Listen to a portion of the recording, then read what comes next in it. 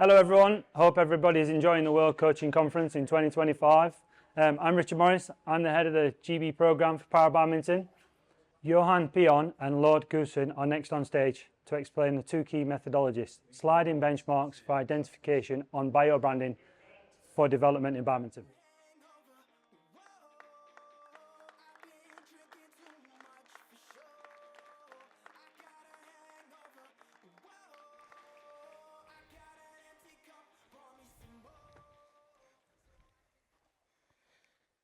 So, hello everybody. Lode is in the room. He will respond to your questions afterwards during lunchtime because my talk will be a little bit longer and I hope you're not too hungry. I will speed up in the beginning because I have a lot of generic things to tell before I start within a badminton tool. So what we did is we had research in talent identification and development. The talent identification is based on benchmarks from tests, physical tests, motor tests, and so on, also psychological tests. But the development is something where we often forget how to connect that to the talent identification. So both are very important. And I will take two parts in my presentation. I forgot my my pointer. Thank you.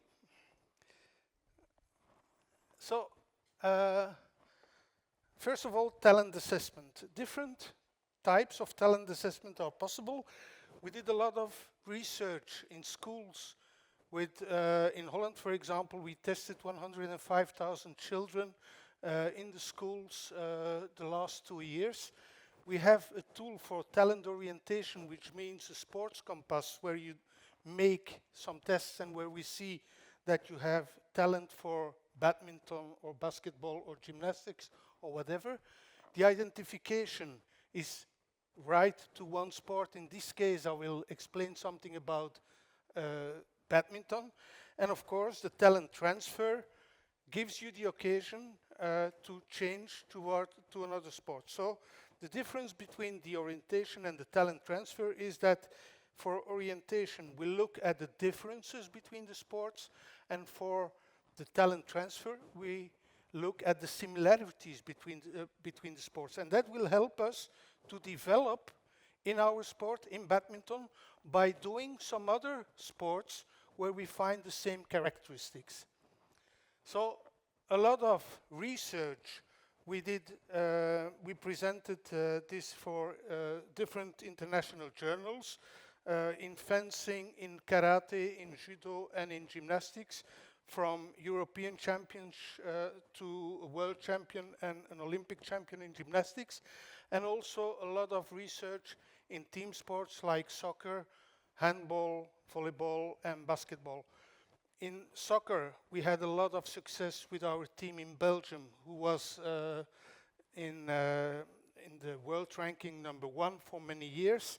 And in basketball, for example, we did research on what kind of position do you need on the pitch to perform as the best. So it's also some kind of orientation, but within the sport.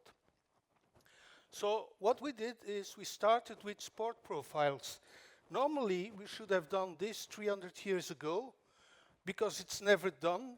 What do you need in a sport? And there are different things that you need. You need physical, motor, social, psychological characteristics, a lot of characteristics. So we had a research last year with Jan Willem Teunissen, and you can find this on the QR code, if it's possible, and even later you can find it. And I think it's interesting to look at what you need in badminton and how you connect it to other sports where you can do tricks that can help you to develop your sport. And that, we translate that to the athlete profile. So you have a sport profile and athlete profile. If you put it together and it matches, you know that probably you will have an athlete who has got a lot of potential. All these things are data-driven. We have ecosystem which is data-driven. It starts with the orientation tool. And Lode will explain this afterwards during lunch to you if you ask him. We have a lot of tools where we use statistics, where we use artificial intelligence to find out who are the better movers and also who are the better athletes. And as you see, by doing the same test, you get different results. In fencing, a boy of 10 years which measures 135 centimeters and jumps 147 centimeters means that he's a bit tall and he's under average.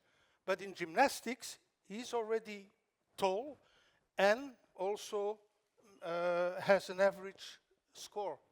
For triathlon, for example, this score means that he's got a lot of fast twitch fibers, which can be probably interesting when you have a sprint by the end of the triathlon. So for all those tests that we did, and there are much more tests than those 16 in the Sports Compass, we can find what you need in which sport.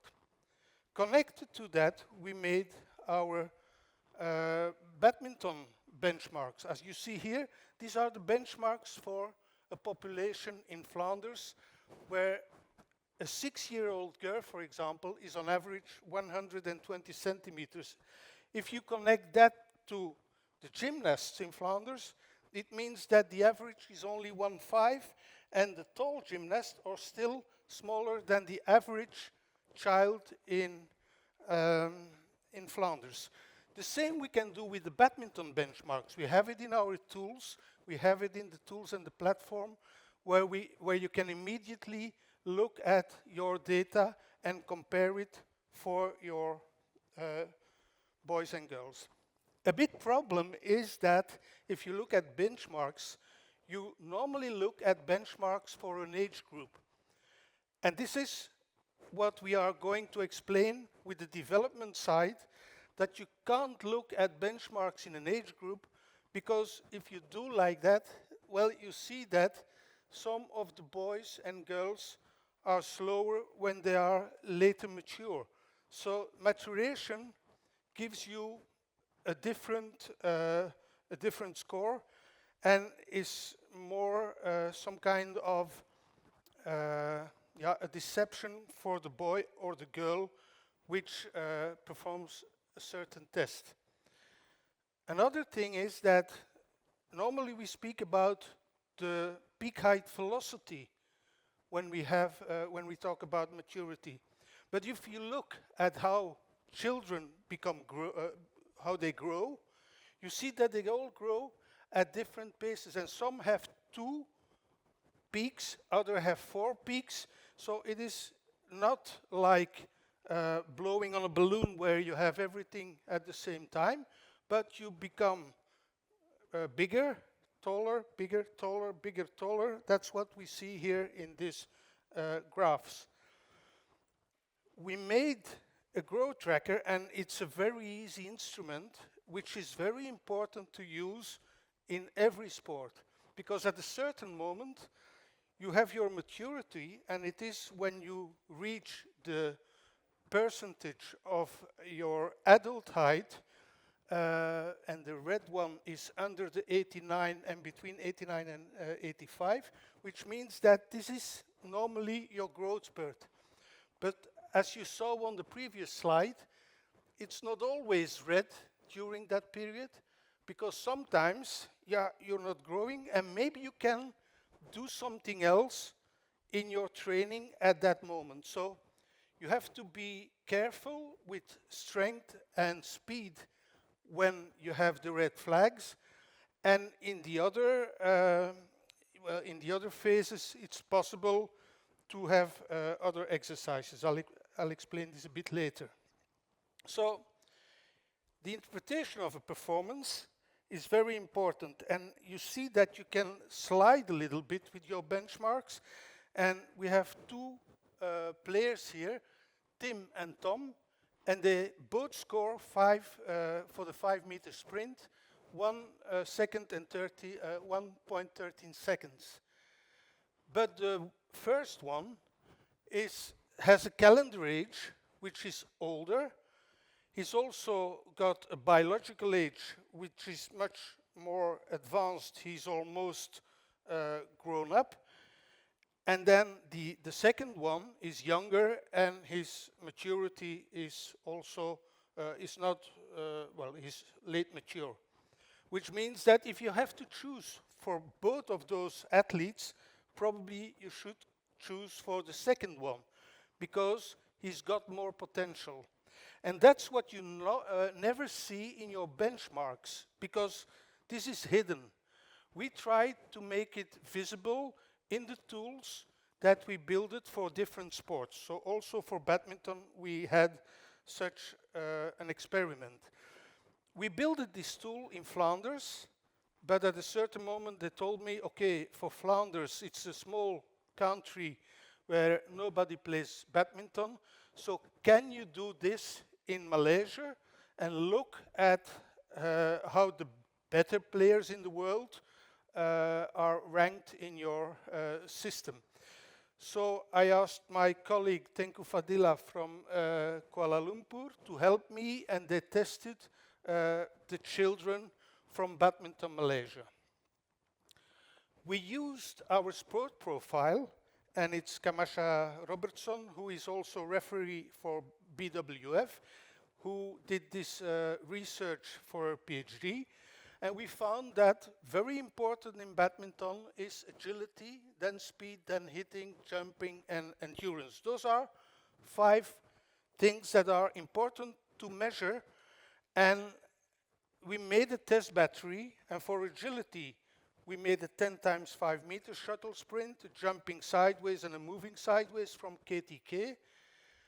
Then we made a speed test with a sprint 5 meters, an object control test from Faber, a eye-hand coordination test, standing broad jump, counter movement jump, and also balancing backwards.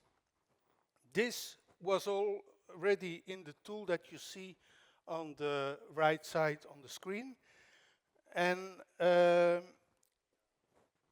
gives you results for the pool that we tested in 2018.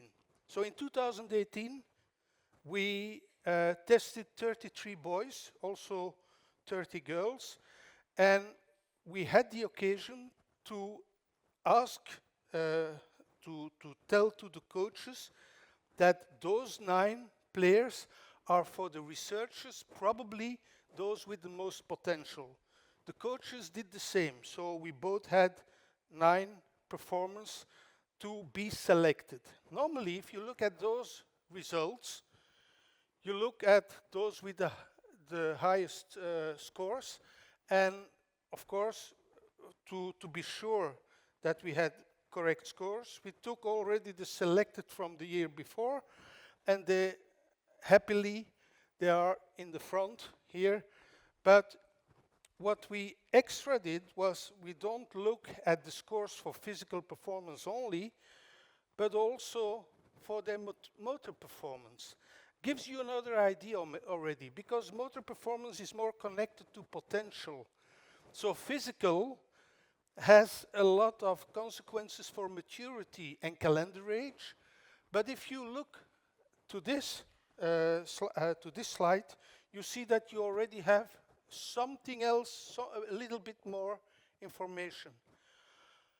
Other information is that the red dots are the early matures, and you see that they mostly are on this side of the screen, and the green, the late mature, are on the other, which means that you have a disadvantage for your maturity because it's on the screen here. So we have to slide here to bring it together to have a better idea of who we are going to select.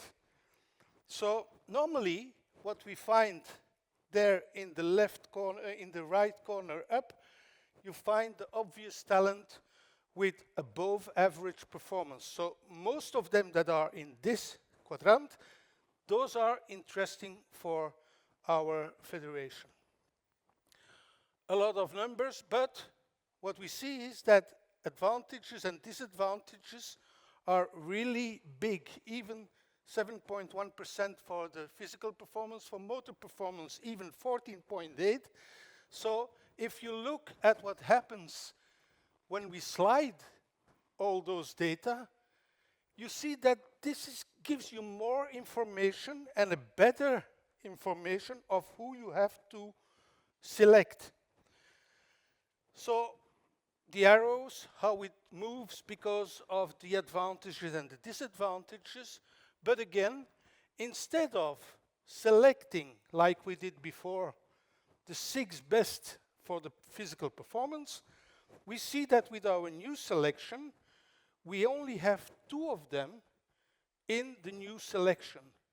Because we look at the things that you not see that, well, never see because it's motor competence. And how do you measure the motor competence?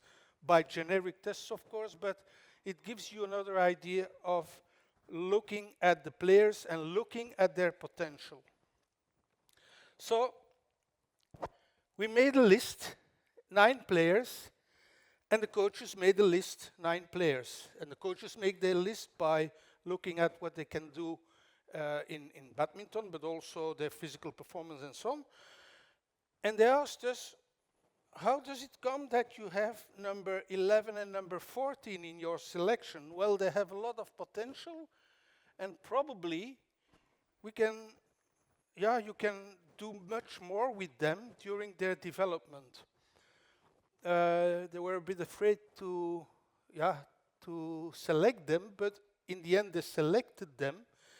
And okay, we were lucky because those 2 guys became world champion last year. So 6 years after that we drafted them, they became world champion. I don't know their names, I know their numbers, that's all. So for me, I'm a researcher, I'm interested in badminton, I like it, and if I see them, I will say hello to them, but I'm not really into badminton. I do the same for judo, I do the same for gymnastics and so on. And I hope with those 2 guys, who are world champion now in the junior, that we can continue to develop them to become Olympic champions. So we have to do some new development plans. In the cohort of 2018, which was a very exceptional cohort, still there are 9 players in it, and you see that those 2 red dots, well, those are the early maturers, and one of them became national champion, and another one got a silver medal during a competition, a World Cup competition. The 2 green dots became world champion, and the 2 yellow dots, 7 and 8, became semi-finalists at the same World Championship. So this is very exceptional, because you have a lot of talent in one pool, and in 1 year you have a lot of possibilities. The thing now is, for the future, what will happen and how will we balance their efforts that they become Olympic champions? Because now, if they do too much or not enough, they will have a problem. You saw that in the previous session. So, how to develop at a young age? The development at a young age normally is based on what we see in an age group. And we work with the 12 years old and the 13 years old and the 14 years old. But as I told you, there is some kind of difference in biological age, and the biobanding sees the players and they are grouped together on the basis of their physiological development rather than their chronological age. So if you look at 14 years old, you have a lot of red dots, which means early maturers, or guys that are already above 95% of their, they are not early maturers, they are above the 95% of their predicted adult height, and the under 12 are still under the 85. As I told you, under 85 everything is possible. Over 95, well, you are in your second growth spurt, and you have in the middle the U13 with the first growth spurt. So if we look at those players and we put them together, you see that for the those before the growth spurt, that it varies between 11 years old and 13.30 years old. And if you look at those that are in the early matures, it's 11.88 and 13.92. So we group them differently. And by doing this, it is possible to adapt the training and to train more on strength and conditioning in the group that needs this kind of things. So let's have a look at those 6 players that are in the selection. And if you give a one-fits-all development pathway, you will have a lot of problems. You will have injuries, you will have a lot of dropout, but also possible a lot of demotivation. And I will explain why demotivation. So the group that are early mature players, they are at the predicted adult height between 89% and 95%. They have a lot of risk for injuries during the growth spurt. They are at a moment where everything grows, and that means that if you continue to do the things very hard and strength very hard, you have a lot of problems. So you have to reduce the load to facilitate the structural changes. So if you look at player 1, he's agile, but watch out with agility, reduce a little bit the load, not too quick and so on. He's slow. So what you think as a coach is, because he's slow, maybe we should do more sprints. And it's just not the moment to do those sprints. Wait a little longer and do it afterwards, because this is dangerous for injuries. So a lot of things that you can track with the 10 tests that I showed you. And in the end, the forecast for both players, they have to reduce the training load, and they will improve slower because you reduce the training load, and that is probably something which will demotivate them, because the other players become better than them, and because you reduce the load. The same for the second group, where you look at the first growth spurt and where you have to adapt the program again.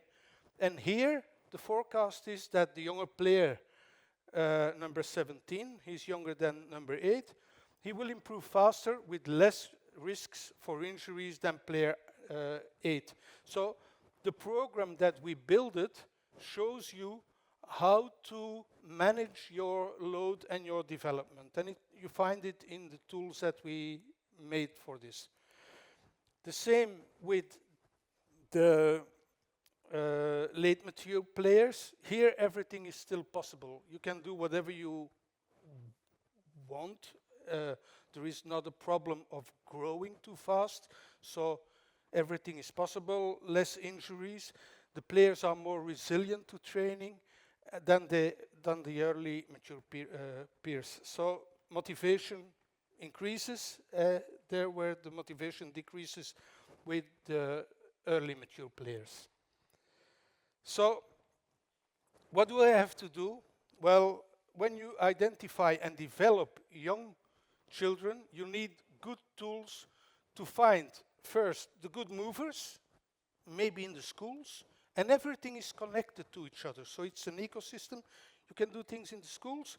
When you tested a lot of children, you can go to the club. In the club, you can do a lot of other things. Before you go to the club, you can choose which sport accords to you. And if you don't like the sport anymore, you can even change by doing this kind of test in the test battery. So detect the better movers, develop the fundamentals, benchmark the abilities, but slide your benchmarks for relative age, slide your benchmarks for maturity, and we do it automatically in the tool, so the coach can choose if he wants to look at the benchmark for the age group or the benchmark for the maturity and the relative age group. Track and develop your athletes, because that's important, and look at the benchmarks then. Collect data and use electronic devices, because that can help you, and we built some electronic devices where you can test a lot of children at the same time. You have a lot of numbers and you can make good decisions. And I would like to thank, of course, my colleagues in Malaysia, Lee and Tenku, for the data collection. And Irene Faber and Katie helped me to work out the text for this, for this research. And Mathieu and Peter are colleagues in Ghent University. So this is how we can help you. Before I end and go to the question and answers, this is the book where you can find 6 infographics. This is for the dummies, 66 pages for you who are coaches and are interested in talent identification, and 660 pages and references and QR codes to have more information. So a lot of information is in this book. I only have one book here, but I have a t-shirt with a QR code and you can find it for free this afternoon. I will wear the t-shirt this afternoon. You can click on it and you can look in the book what you need. If you want more information, you can ask it afterwards while we are reading here. So thank you for your attention.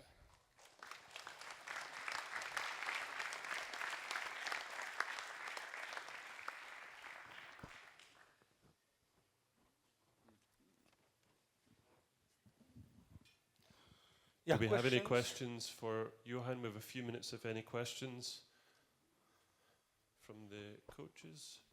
There's a microphone at the front. Just raise your hand if you have any question.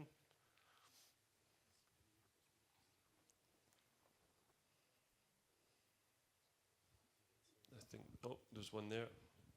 Nikhil, yes. Thank you, Coach. It's a very nice presentation, a lot of information in your data. The question is age between 9 to 15 and 10 to 16 for the growth part. So for the early matured and the late matured, can you explain more on this?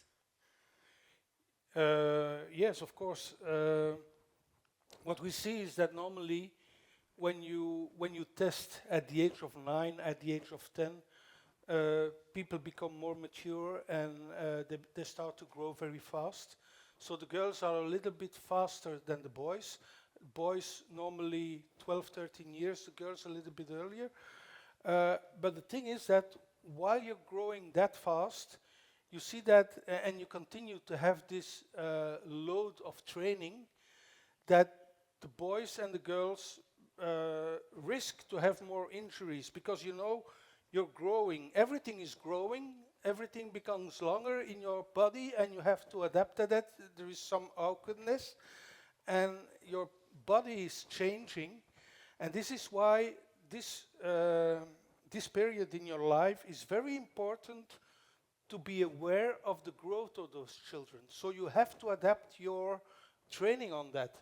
And instead of working in an age group where everybody is 12 years old, you work with people that are a bit more mature, a bit less mature, a bit older, a bit younger, and the computer already made this decision for you. So you can work with your 12 years old, but maybe it's better to think, I put my 12, 13 and 14 years old together and I put them in another group where I can almost do the same program and where I can help them and where I'm aware of the way that they grow. Another thing is that we have a growth tracker. I showed it in the presentation. The growth tracker is very important. It's, well, a simple, stupid tool, because normally if you think on maturity, you think on very difficult equations.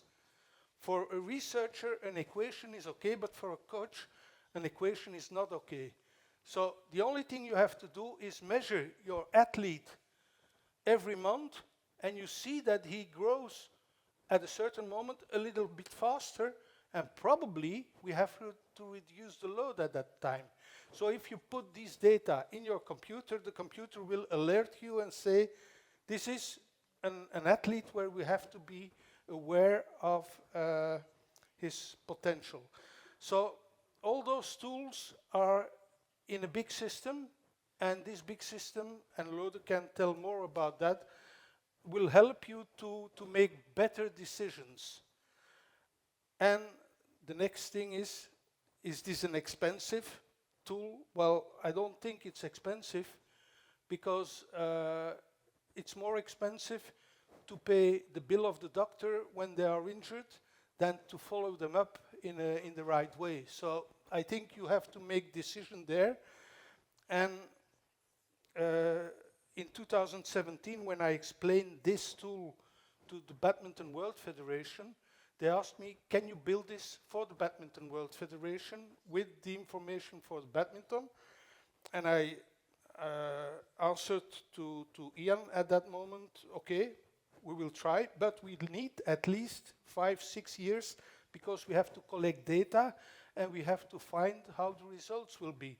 So next step is that we gather a lot of results from everywhere in the world, so that we have better overview of all those tests. And I invite you to do this research with us and with Badminton Federation, to put all these things together, to have more knowledge about the problems during the maturity. It's not only physical and motor, there are also psychological, social problems, and also there are possibilities to make it more successful in the end. Sorry for the long answer, because you're hungry, I guess. Thank you for the answer. Thank you, Johan. Thank you for that interesting presentation. Thank you for the questions.